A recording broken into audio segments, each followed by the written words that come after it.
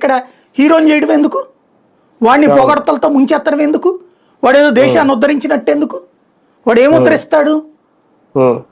ఒకళ్ళ ఇంట్లో ఇద్దరు చదువుకుంటున్నారట, అందులో ఒక అబ్బాయి అమ్మాయి కోసం చదువు అనుకున్నాడంట, వీళ్ళు చదివిస్తారట. అది స్వచ్ఛంద సంస్థలు బోల్డ్ తెచ్చినాయి. స్వచ్ఛంద సంస్థలు నిజాయితీగా చేస్తున్నారు. వాళ్ళు చూసుకుంటారు, మధ్యలో నువ్వెందుకు? మధ్యలో ప్రభుత్వం బ్రోకరేజ్ ఎందుకు? ఆ సదరు సంస్థలు ఏమైనా చేస్తాయా? స్వచ్ఛంద సంస్థలు ఇప్పుడు అన్ని కులాలకి సంఘాలు ఉన్నాయండి. ఆ కులాల సంఘాలు వాళ్ళకి చేస్తున్నాయి. మీకు దళితులలో అధికారులు ఉన్నారు చూసారా, వాళ్ళు కొంతమంది వాళ్ళ దళిత విద్యార్థులకు స్పాన్సర్షిప్ చేస్తున్నారు.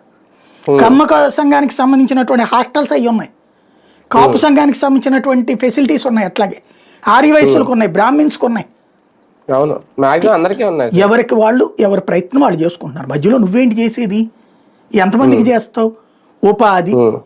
ఉపాధి అవకాశం అనేది ఎదురుగుండా కళ్ళెదురుగుండా కనబడుతోంది కదా. ఇప్పుడు దీంట్లో ఏమవుతుంది?